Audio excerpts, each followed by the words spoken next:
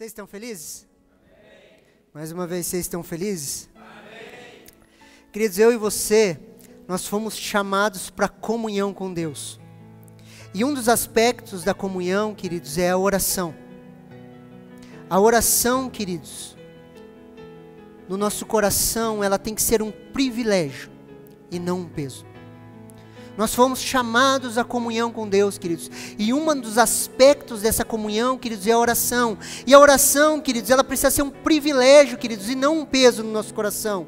Queridos, a oração é um privilégio daqueles que nasceram de novo. A oração, queridos, é um privilégio da comunhão dos filhos de Deus. Queridos, oração, queridos, é um privilégio, amém? Repete assim comigo, oração é um privilégio.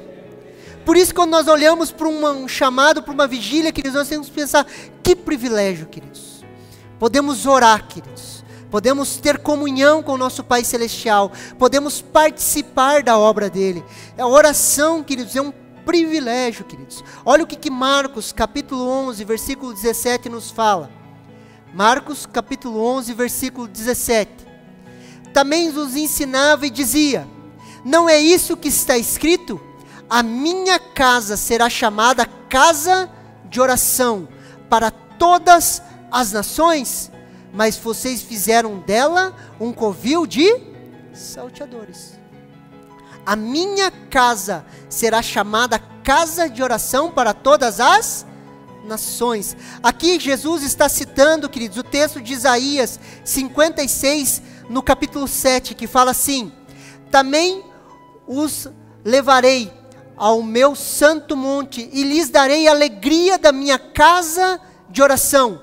Os seus holocaustos, os seus sacrifícios serão aceitos no meu altar, porque a minha casa será chamada casa de oração para todos os povos. A minha casa será chamada casa de oração. Queridos, e quem é essa casa? Quem é essa casa, queridos? Olha o que Hebreus, queridos, capítulo 3, versículo 6 nos fala. Preste atenção. Cristo, porém, como filho, é fiel em sua casa. Essa casa somos,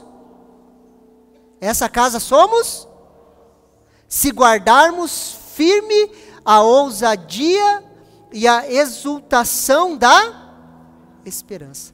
Essa casa somos nós. Então a casa de oração, queridos, não é uma estrutura física, não é um prédio, não é um lugar específico, queridos, não é um ambiente. Eu e você somos a casa de oração, somos eu e você. A antiga aliança, queridos, era a sombra das coisas que iriam acontecer. O Antigo Testamento, queridos, apontava para algo que ia acontecer, e hoje Cristo habita em nós, e nós somos a sua casa de oração. Nós somos essa casa, queridos. Quem que é o terceiro templo? Desculpe estragar sua escatologia, mas quem que é o terceiro templo? Olha o que 1 Coríntios capítulo 6, versículo 19 fala. Será que vocês não sabem que o corpo de vocês é santuário do Espírito Santo, e que você está, e que está em você, e que vocês receberam de Deus, e que vocês não pertencem a vocês mesmos? Qual que é o terceiro templo, queridos? Somos eu e você. Atos capítulo 17, versículo 24, fala assim: o Deus que fez o mundo e tudo que nele existe, sendo ele Senhor dos céus e da terra, não habita em santuários feitos por mãos? Aonde que ele habita? Em nós. Então a casa de oração somos nós, não é a parede, não é um ambiente, não é isso, queridos. Somos nós. A promessa da restauração de um terceiro templo somos nós. Fala um amém. Eu e você somos esse templo, queridos, somos canal de oração, a ligação entre o céu e a terra, somos sacerdócio real. Quem que é a ligação entre os céus e a terra? Eu e? Queridos, preste atenção aqui. A Bíblia fala assim em Colossenses, que Deus é a imagem, que Jesus é a imagem do Deus invisível, amém? Jesus é a imagem do Deus invisível. Hoje, quem que é a imagem do Deus invisível? Eu e você, igreja. Eu e você, igreja. A imagem do Deus invisível, somos o sacerdócio real. Podemos e devemos representar o povo diante de Deus. Quando a Bíblia fala de sacerdócio real, que nós somos sacerdotes, queridos, qual que era a função do sacerdote no Antigo Testamento? Representar o povo diante de Deus. Ele entrava no tabernáculo, que ele era ungido, oferecia sacrifício, passava por todo o processo do tabernáculo, até chegar ao Santo dos Santos, até chegar diante da Arca da Aliança, até chegar diante da presença de Deus. E quando ele chegava diante da presença de Deus, o que ele fazia? Ele estava representando o povo diante de Deus. E eu e você, queridos, temos essa função hoje. Nós somos sacerdócio real. Nós representamos o povo diante de Deus. Somos intercessores. Fala assim, amém. Somos intercessores, queridos. Olha que interessante esse texto. Gostaria que você prestasse muita atenção aqui. 1 João, capítulo 4, versículo 16 ao 17. Preste atenção aqui.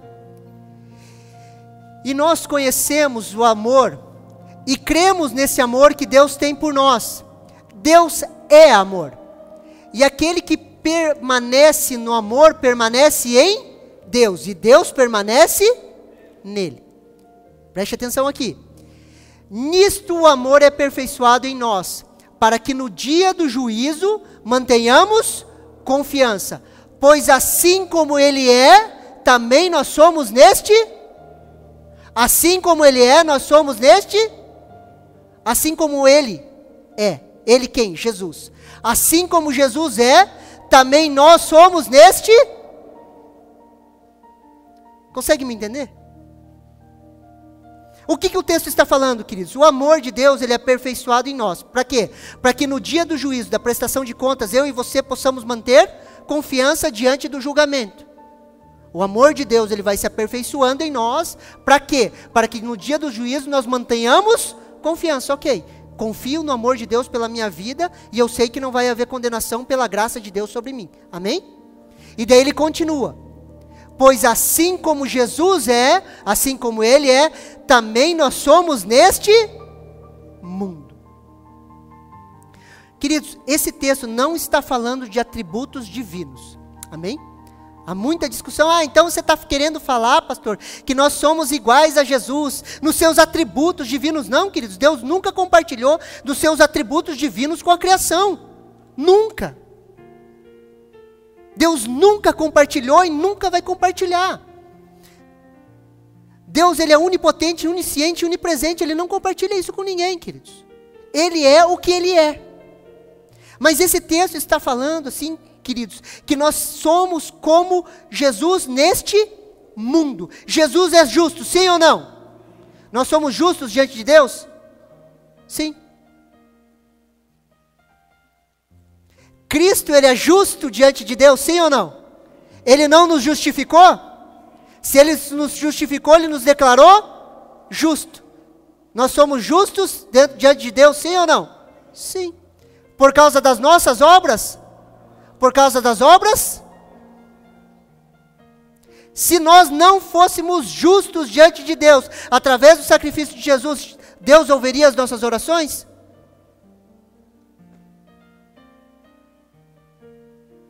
Somos como Jesus, sim ou não? Consegue me entender?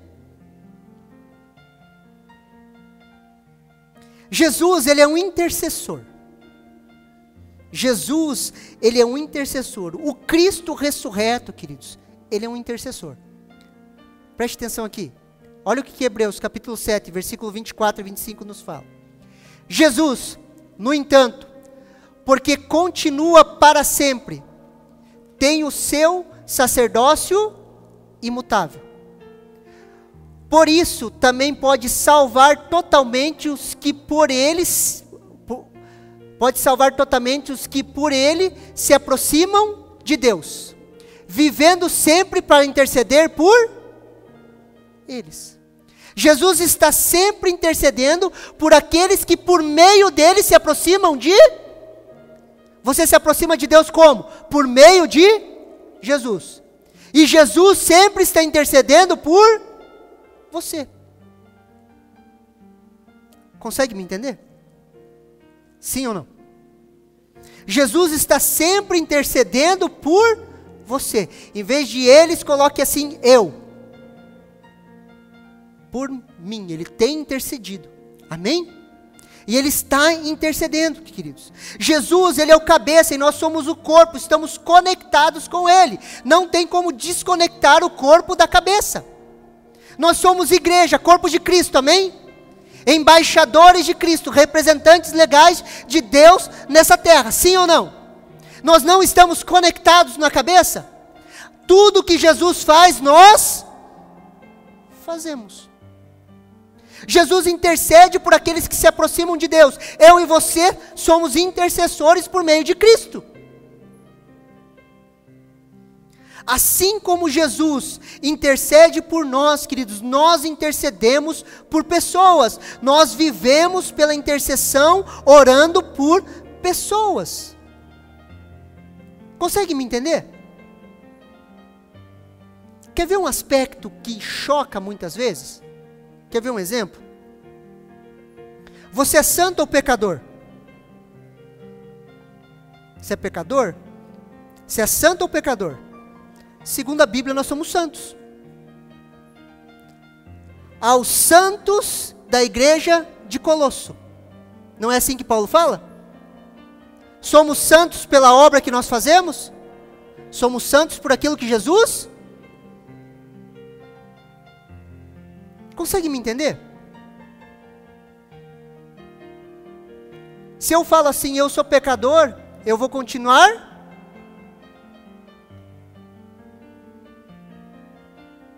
Nós não somos uma nova criatura? Não nascemos de novo? As coisas velhas não se passaram, eis que tudo se fez novo? Ah, pastor, você está falando que a gente não peca. Não estou falando que a gente não peca. Estou falando que nós não vivemos na prática do pecado. É totalmente diferente. Amém? Por que oramos? Essa é a grande questão. Por que oramos? Se Deus sabe todas as coisas, por que Deus quer que eu e você cheguemos a Ele em oração? Olha o que Salmo capítulo 39, Salmo 139, versículo 4 nos fala. A palavra ainda nem chegou à minha língua, e tu, Senhor, já a conheces toda. Queridos, isso era uma trava na minha cabeça. E muitas vezes ainda vem, queridos, essa guerra dentro de mim. Se Deus sabe todas as coisas, Ele sabe a palavra antes de sair da minha boca, por que Ele quer que eu ore? Você nunca pensou nisso, não? Por que Ele quer que eu ore? Se a palavra que antes de sair da minha boca, queridos, Ele sabe todas as coisas. Essas questões, queridos, me perseguiu. Alguns colocam, queridos, preste atenção, alguns colocam toda a responsabilidade para Deus. Algumas linhas teológicas, alguns pensamentos, algumas filosofias cristãs colocam toda a responsabilidade para Deus. E outras colocam toda a responsabilidade para o homem. E hoje eu quero conversar com você para a gente tentar encontrar um meio termo nisso, queridos. Porque o livre-arbítrio não é o livre-arbítrio da maneira que muitos pensam, e a predestinação não é uma predestinação como todos pensam, aonde há uma responsabilidade somente de Deus. Olha o que 1 Coríntios, queridos, capítulo 3, versículo 8 ao 9 nos ensina. Preste atenção aqui.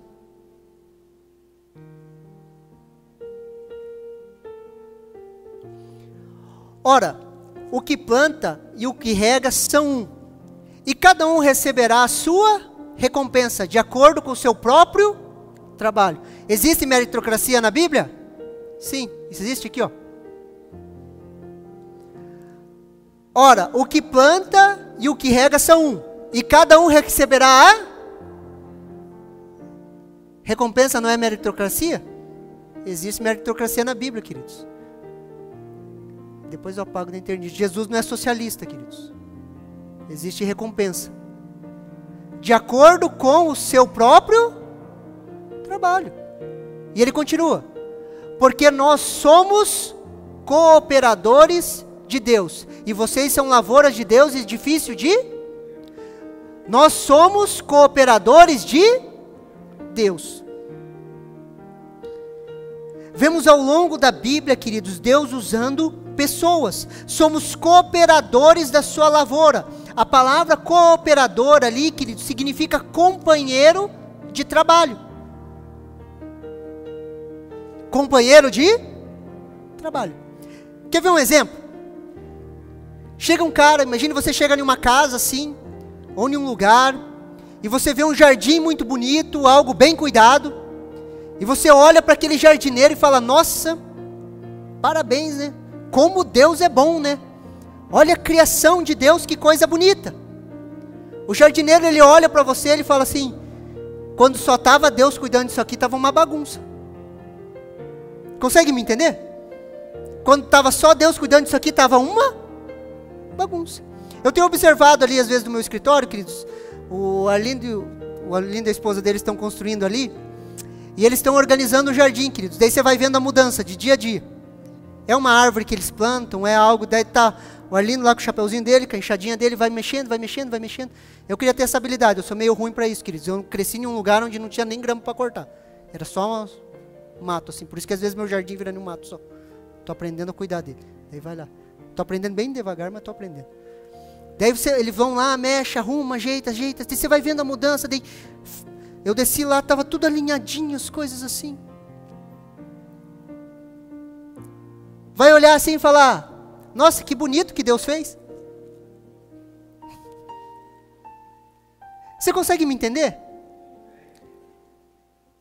Queridos, Deus, ele poderia invadir o espaço e o tempo e livrar o povo de Israel por si só, sim ou não?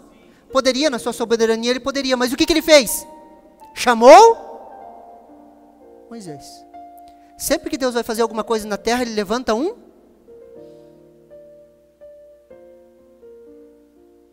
Está conseguindo me entender? Olha o que Gênesis capítulo 2, versículo 15 nos fala. O Senhor Deus tomou o homem e colocou no jardim do Éden, para quê? Para cultivar e... repete comigo: cultivar e guardar. Agora você imagina assim, Adão olhando assim: Deus, corta essa grama aqui, ó, porque está crescendo.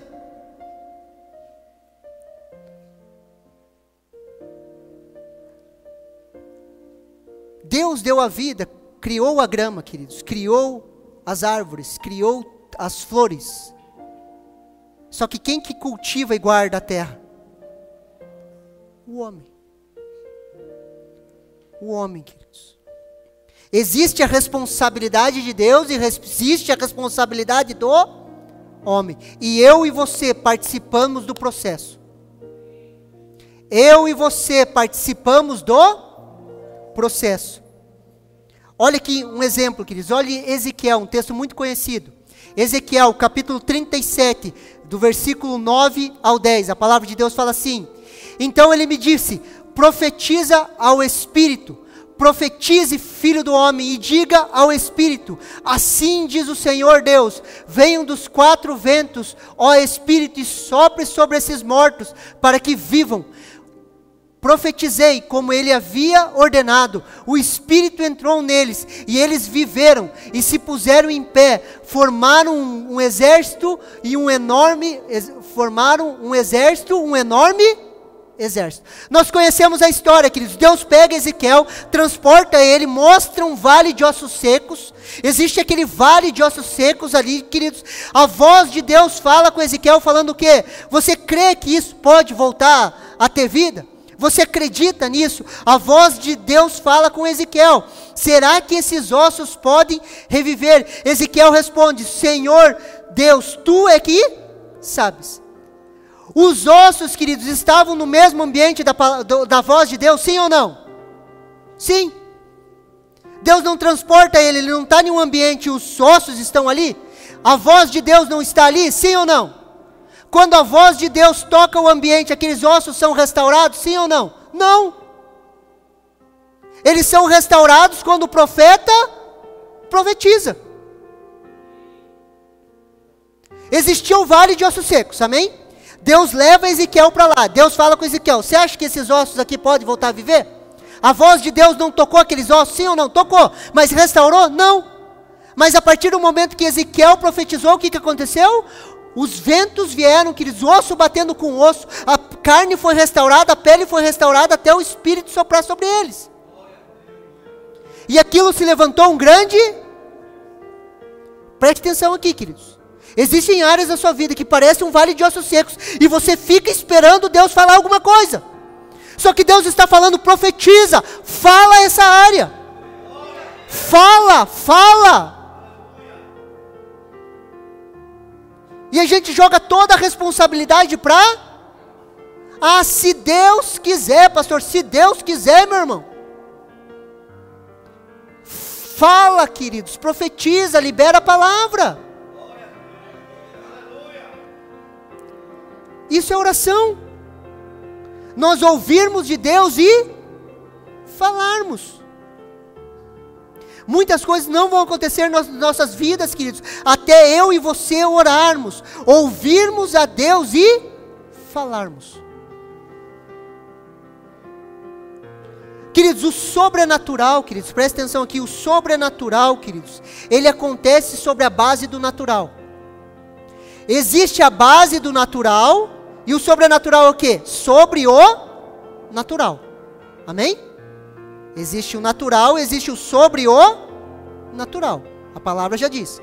Qual que é o natural, queridos? O natural, queridos, é eu e você falarmos. E o sobrenatural é a responsabilidade de... Quer ver um exemplo simples? Quantos já saíram na rua evangelizar? Levanta a mão. Você já saiu na rua falar de Jesus para as pessoas? Já falou de Jesus para as pessoas? A tua função é o que? É falar. O sobrenatural de convencer a pessoa e fazer ela nascer de novo é de oração por cura. A nossa função é orar. A cura, o sobrenatural vem de... Só que se eu não me dispor a impor as mãos e orar, não fazer o natural, não tem a base para que aconteça o sobre o natural. Consegue me entender? Queridos, Deus não está atrás de novas informações. Ele sabe de todas as coisas. Muitas vezes ficamos: olha Deus, o que está acontecendo? Olha Deus, esses ossos secos. Ele sabe, queridos. Ele sabe das situações das nossas vidas. O que Ele nos traz, queridos, é para nós ouvirmos a Ele e falarmos, cooperarmos com Ele. Ele sabe que a palavra vai sair da nossa boca. Mas Ele está querendo que eu e você coopere com Ele. A igreja aqui é um exemplo, queridos. Bem claro e nítido. Todas as coisas que nós temos aqui na igreja, queridos, nós oramos por elas. Eu e a Kellen temos as nossas fichas de oração. Eu posso mostrar para vocês se eu achar elas. Desde que nós viemos para cá, nós estabelecemos listas de oração. E nós pegávamos as nossas listas e nós orávamos. Nós orávamos por uma equipe de louvor, nós orávamos por pessoas, nós orávamos por material de som, nós oramos pelas cadeiras. Nós orávamos, queridos. E nós cooperamos com Deus na construção.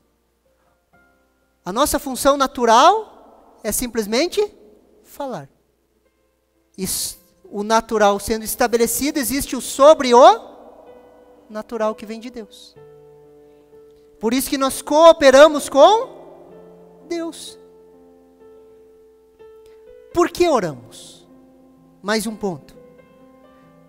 Parceria, conversa, comunhão. Deus, Ele procura isso, queridos. Parceria, conversa, comunhão conosco. Ah, pastor, você está falando que Deus é carente? Queridos, Deus não é carente. Só que Deus nos ama tanto, queridos, que Ele sabe que eu e você necessitamos da comunhão com Ele. Por isso que Ele nos chama para a oração. Por isso que Ele nos chama para cooperar com Ele. Por quê? Porque eu e você necessitamos dessa comunhão. Necessitamos dessa participação. Olha o que Filipenses capítulo 4, queridos, versículos 6 ao 7 nos fala. Não fiquem preocupados com coisa alguma, mas em tudo sejam conhecidas diante de Deus os pedidos de vocês, pela oração, pela súplica com ações de graça. E a paz de Deus, que excede todo entendimento, guardará o coração e a mente de vocês em Cristo Jesus. Não fiquem preocupados. Em algumas versões, não andeis ansiosos. O chamado, queridos, é para uma conversa franca com Deus. Presta atenção. Não fiquem preocupados com coisa alguma, mas em tudo sejam conhecidos diante de Deus os pedidos de vocês pela oração, súplica com ações. É um chamado, queridos, para uma conversa franca. Queridos, eu e você não vivemos em uma sociedade sem máscara. Ponto final. Todos nós criamos personagens, colocamos máscaras, nos adaptamos a ambientes. Muitas vezes você criou um personagem e você veste ele. E o que Deus está falando? Não ande preocupado, não ande ansioso com coisa alguma, mas em tudo sejam conhecidos diante de Deus os pedidos de vocês. Deus está falando assim, vem aqui e tenha uma conversa franca a respeito daquilo que você está sentindo. Só que agora eu te pergunto uma coisa, qual que foi a última vez que com uma pessoa você teve uma conversa franca? Nós somos obrigados, ou nos obrigamos, ou começamos a colocar máscaras para nos adaptarmos socialmente. E nós não sabemos falar, não sabemos ter conversas francas. Tanto é que como quando pastores nós abordamos de forma franca as pessoas, elas se assustam. Elas recuam, elas se protegem. E o nosso chamado é para quê? Para termos conversas francas com Deus. Arranque as suas máscaras. Não essas na cara agora, tá? Senão nós ganhamos multa. Mas tire as suas máscaras. Diante de Deus, queridos, nós precisamos nos expor, falar aquilo que pensamos. Deus, Ele sabe, queridos. Quantas vezes eu briguei com Deus, queridos? Quantas vezes eu falei, queridos, aquilo que eu estava pensando, sentindo? Você acha que Deus se ofende, queridos? Deus não fica de mimimi assim. Ele não se ofende, queridos. Se você não falar, Ele sabe o que você está pensando.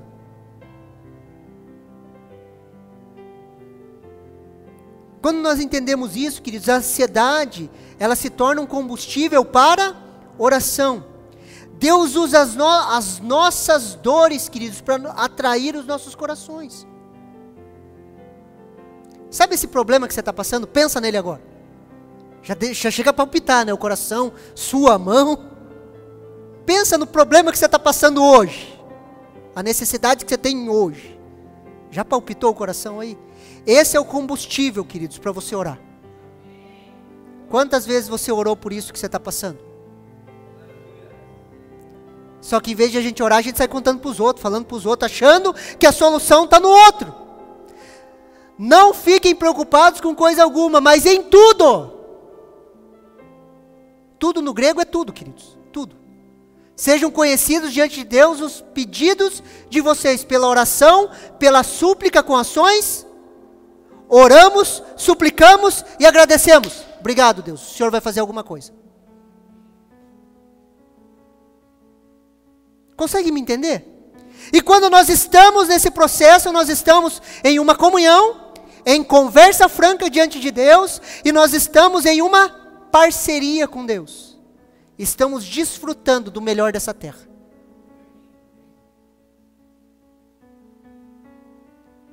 Consegue me entender?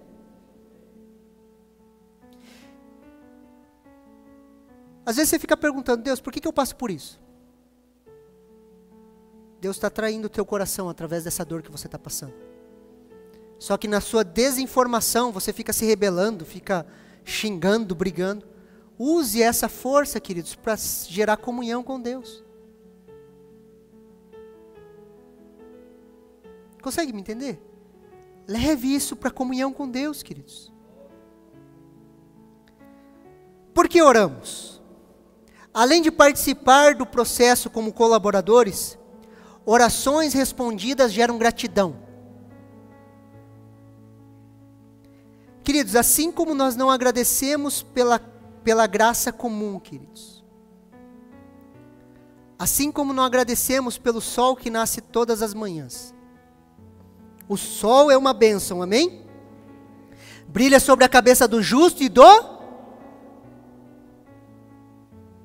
A graça comum, queridos, que nos impediu de sermos tão maus como nós poderíamos ser. Como nós não agradecemos por isso, queridos, ou não oramos por isso. Você ora para que o sol nasça? Por quê? Porque vai nascer. Automático. Quando as coisas são automáticas assim, queridos, nós esquecemos, nós não oramos. Vai acontecer de qualquer jeito. Só que preste atenção aqui, orações respondidas, queridos, elas geram gratidão. Queridos, nós não iríamos agradecer se as coisas acontecessem de forma automática nas nossas vidas. Nós não iríamos agradecer, queridos, se as coisas de Deus acontecessem de forma automática nas nossas vidas.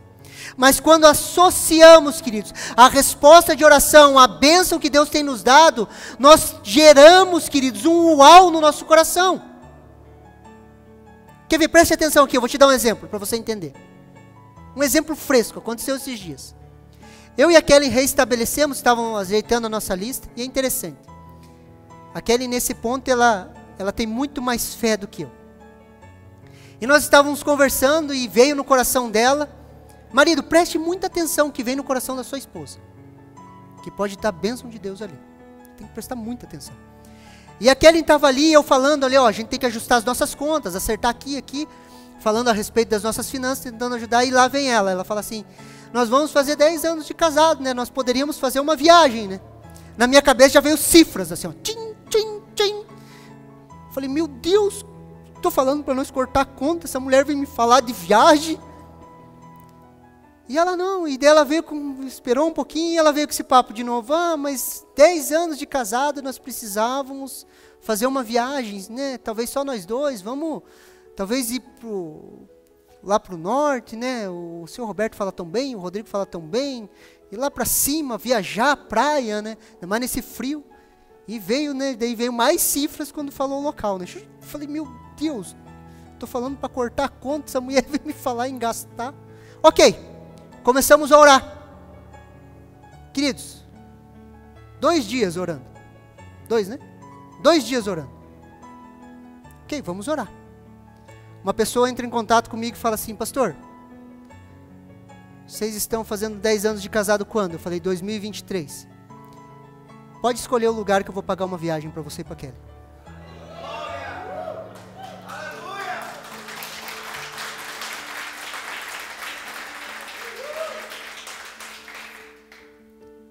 Só que se as coisas acontecessem de forma automática, queridos, nós não íamos associar a resposta de uma, e nós não seríamos gratos. Eu e a Karen olhamos assim, uau, Deus responde oração. Eu fiquei pensando até nessa área, né? Deleita-te no Senhor e Ele satisfará os desejos do seu.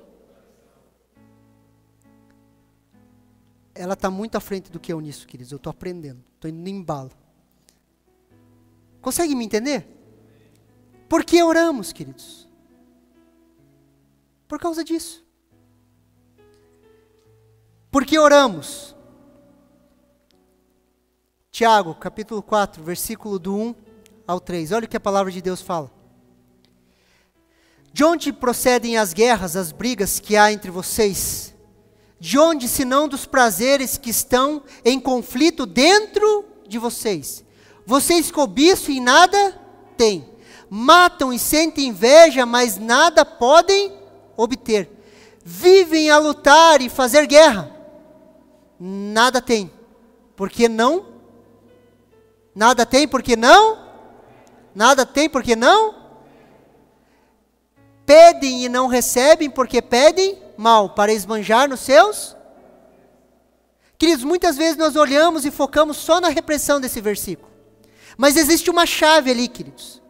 Nada tem, porque não? Queridos, você não precisa invejar o seu irmão. Você precisa aprender a pedir. Você não precisa invejar, cobiçar a coisa do outro. Você precisa aprender a pedir e pedir de forma específica. Peça, queridos. Peça de forma específica. Quer ver um exemplo simples? A seara é grande e poucos são os. Rogai ao Senhor da seara que envie mais específicos, ceifeiros, trabalhadores. Os trabalhadores vão vir, queridos, sem rogar? Rogue ao Senhor da seara que envie mais de forma específica. Deus envia os ceifeiros que vão cuidar do grupo de serviço. Deus envia os ceifeiros que vão trabalhar na IBI. Envia os ceifeiros que vão cuidar do louvor. Envia os ceifeiros que vão cuidar das pessoas nos grupos familiares. Envia os ceifeiros. Você está me entendendo? Pedir. Nós precisamos aprender a pedir de forma específica. Aprenda a pedir de forma específica, queridos. Seja específico na sua oração. Por quê? Nós cooperamos com Deus, queridos. No cooperar com Deus, nós temos comunhão com Ele. Nós desfrutamos dEle. Quando nós desfrutamos com Ele, o que acontece? Deus começa a encher o nosso coração com os desejos dEle. E nós começamos a pedir segundo a vontade de... E daí nós não pedimos mal. Nós pedimos segundo a sua vontade. Consegue me entender? Pastor, como construir uma vida de oração? E agora eu quero entrar na parte prática da mensagem. Como construir uma vida de oração? E eu quero falar de 3 pontos básicos, queridos. Primeiro, agende um horário. Agende um horário. Deus, Ele tem uma agenda. Por mais que te escandalize, Deus, Ele tem uma... Quer ver uma coisa? Mateus capítulo 24, versículo 36. Olha o que a palavra de Deus fala. Mas a respeito daquele dia e hora, queridos, ninguém sabe. Nem os anjos do céu, nem o Filho do homem, nem o Filho, senão o Pai tem uma agenda, sim ou não? Existe uma agenda na mão de Deus? Sim ou não? Que tem dia e hora marcada. O dia do Senhor, o dia final, o dia que vai mudar a dispensação, o dia do juízo, o dia da vingança do Senhor, o dia que será o grande e terrível dia, tem data e hora para acontecer. Deus tem uma agenda, queridos. Existe disciplina na graça de Deus. Isso pode parecer legalismo, queridos. Ah, pastor, isso parece coisa de legalista, marcar horário para fazer as coisas, isso é legalismo. Não é, queridos.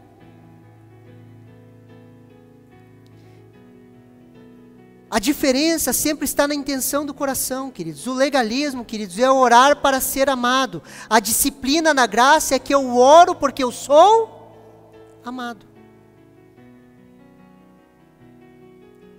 O legalismo é o que, queridos? Eu vou então anotar uma agenda, orar 4 horas para que Deus me ame mais.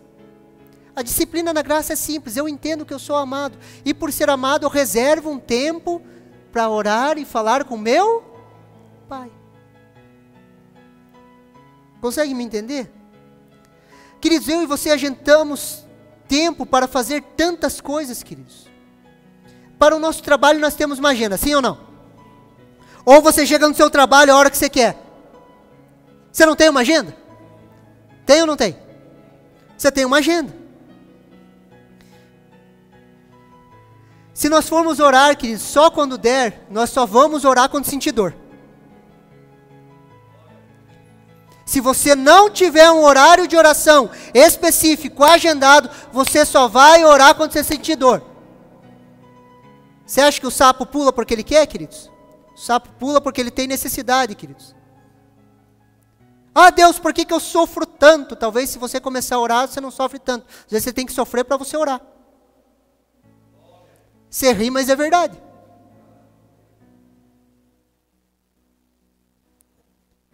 Queridos, precisamos agendar tempo com Deus, queridos. Tempo com a nossa esposa, tempo com os nossos filhos. Nós precisamos agendar. Prioridade não é legalismo. Amém? Quer ver um exemplo simples? Se eu perguntar para qualquer crente, qualquer um que acredita em Deus, qual que é a sua prioridade na vida? Ele vai levantar a mão e vai falar assim, é Deus. Quanto tempo Deus ocupa da sua agenda?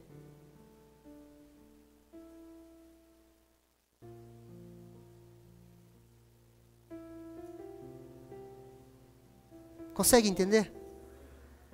Queridos, agende um tempo, agende local e horário. Separe um tempo. Ponto 2. Faça uma lista de oração. Disciplina, queridos. Com uma lista, queridos, nós podemos orar mais focados, queridos. Preste atenção aqui. Preste atenção aqui. Existem pessoas espontâneas e estruturais. Dois lados do cérebro. O lado criativo e o lado mais estrutural. Amém? Treinamento esportivo, você vai estudar isso em todos os lugares. América Latina, as pessoas são mais espontâneas. Futebol brasileiro, vamos falar sobre futebol. O futebol mais espontâneo. Driblador, porque mais criativo. Lado do cérebro criativo. O europeu, lado do cérebro mais sistemático e estrutural. Amém? Dois lados do cérebro, estrutural e espontâneo. Queridos, o pastor de vocês é extremamente espontâneo. Eu sempre fui extremamente espontâneo. E o que eu achava, queridos, no meu achismo? Não, porque Deus só se move na espontaneidade. Deus, ele só se move. Sabe quando você está ali, eu vou largar o esboço agora, porque Deus me deu outra palavra, então vai ser mais ungido o culto. Já viu isso? Nem sempre funciona assim, queridos. São simplesmente características, queridos, de pessoas. Ah não, quando você larga o esboço é porque Deus está falando e vai trazer algo novo e não sei o quê. Ah, quando você preparou o esboço, Deus não falou com você? Consegue me entender? Porque existem pessoas que são estruturais e pessoas que são espontâneas. A pastora de vocês é extremamente estrutural e eu sou extremamente espontâneo. Quando nós fomos conversar com o nosso pastor, ele falou, ou vocês se ajeitam ou vocês se matam. Graças a Deus temos nos ajeitado. Um vai completando o outro. Consegue me entender, queridos? Por isso, queridos, e eu sempre pensava assim, não precisa de lista de oração, vamos no espontâneo mesmo. Queridos, principalmente nesse período que eu estou como pastor da igreja, eu comecei a perceber, queridos, que são muitos os pedidos de oração. Queridos, e se pede em oração, queridos, eu e a Kelly buscamos orar. E eu comecei a perceber que minha cabeça não conseguia guardar o nome de todo mundo que eu precisava orar. E não conseguia guardar os pedidos de oração de todo mundo. E o que eu precisei fazer? Uma lista de oração. Para ter a lista. Ah, pastor, mas daí como funciona? Queridos, você está orando na lista. De repente você flui. Você larga a listinha e vai para o espontâneo. Flui. Fluiu lá, orou 10 minutos, mas você marcou para orar meia hora. E os outros 20 minutos? Pega a lista de oração e continua orando.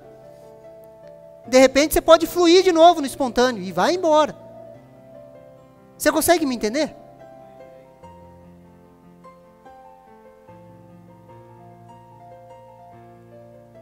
Está me entendendo? Quer ver um exemplo? Imagine, o Tiago e o Ministério de Louvor vêm aqui tocar. Você já percebeu quando eles estão tocando, de repente eles entram em um canto espontâneo? E daí não tem as letras no telão, e eles vão cantando, e aquela unção vem, envolve a igreja? Sim ou não? Você já percebeu isso? Que a pessoa entra no espontâneo e flui?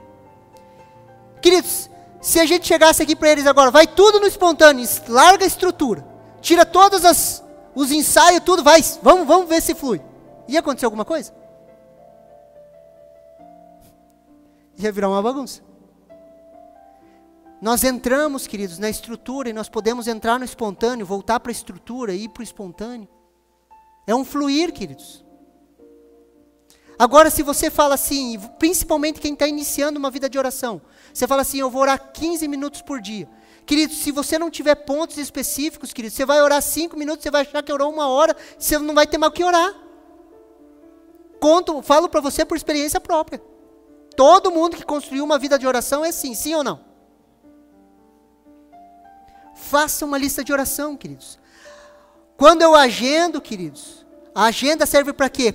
Quando eu oro. A lista de oração serve para quê? Como eu oro. Terceiro e último. Ter uma visão correta a respeito de Deus. Queridos, Deus não está irado ou triste o tempo todo, como um pai controlador ou um chefe manipulador. Deus, ele não está carrancudo, brabo, pronto para jogar um raio na sua cabeça. Deus, ele está te chamando à comunhão, ele não é, queridos, por muitas vezes na dificuldade que nós temos com os nossos pais, com a autoridade, nós refletimos isso para Deus e nós temos dificuldade de entrar na presença de Deus com medo, achando que Deus é um Deus carrancudo, brabo, que está de cara fechada o tempo todo. Queridos, quando Deus nos corrige, queridos, a correção de Deus não é a rejeição de Deus, posso ouvir um amém? A correção de Deus não é a rejeição de Deus. Muitas vezes Deus sim vai nos corrigir, queridos, porque nós precisamos, mas não está dizendo que Ele está nos rejeitando. Deus nos corrige porque nos ama, ser corrigido não é ser rejeitado. Na comunhão com Ele, Ele vai nos corrigir, mas a correção não quer dizer que Ele está nos rejeitando. Olha o que Hebreus, queridos, capítulo 4, versículo do 14 ao 16, preste atenção. Tendo, pois, Jesus, o Filho de Deus, como grande sumo sacerdote, que adentrou nos céus, conservamos firme a nossa confissão, porque não temos um sumo sacerdote que não possa se compadecer das nossas fraquezas. Pelo contrário, ele foi tentado em todas as coisas, a nossa semelhança, mas sem pecar. Portanto, preste atenção, porque nós temos um sacerdote, porque Jesus veio nessa terra, foi tentado em tudo, e Ele compadece da gente, Ele sabe daquilo que a gente sofreu, Ele sabe daquilo que a gente sofre, Ele sabe aquilo que nós passamos, e Ele fala assim, versículo 16, portanto, aproximemo-nos do trono da graça com confiança, a fim de recebermos misericórdia e encontrarmos graça para ajuda em momento oportuno. Portanto, aproximemo-nos do trono repete comigo, trono da graça. Queridos, o trono é da graça, não é o trono dos certinhos. É o trono da graça, queridos, onde nós encontramos misericórdia e graça. Aonde nós temos um sumo sacerdote que se importa com nós, que conhece as nossas debilidades, as nossas fraquezas. E nós entramos com confiança nesse trono. Olha o que Hebreus 10, versículo 19 e 21, para nós finalizarmos, queridos. Olha o que o autor de Hebreus fala. Portanto, irmãos, tendo ousadia para entrar no santuário pelo sangue de Jesus, pelo novo e vivo caminho que Ele nos abriu por meio do véu, isto é, da sua carne, e tendo um grande sacerdócio sobre a casa de Deus. Portanto, meus irmãos, tendo ousadia para entrar no santuário.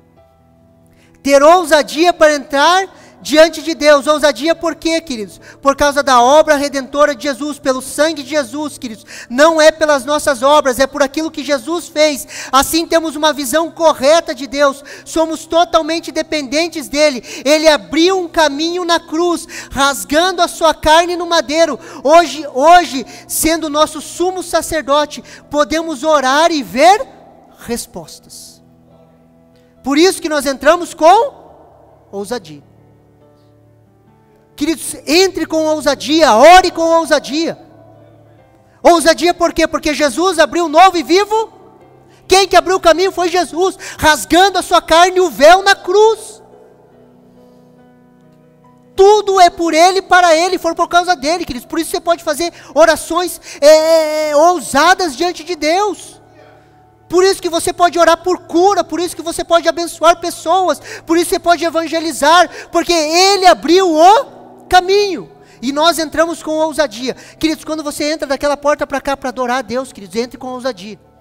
Ah, pastor, na minha semana foi terrível, falei umas coisas que não deveria falar. Queridos, é pela obra redentora de Jesus. Se arrependa, confesse diante de Deus e entre com ousadia. Entre com ousadia. Quando você separar o seu tempo, você fizer a sua agenda, queridos, você separar o seu tempo, queridos, para a oração, entre com... Não entre assim, tipo, será que ele vai jogar um raio na minha cabeça, tipo Zeus, assim? Às vezes a gente entra com medo diante de Deus, né? Será que ele está bravo comigo? Deve estar chateado, ele conhece meus pensamentos. Ele ia estar chateado com o mundo inteiro, então, queridos. É pela obra redentora de Jesus. Queridos, agende um horário. Agende um local. Faça uma lista, queridos. E desfrute de uma vida de oração. Amém? Você recebe essa palavra no seu coração? Vamos nos colocar em pé, vamos orar. Eu gostaria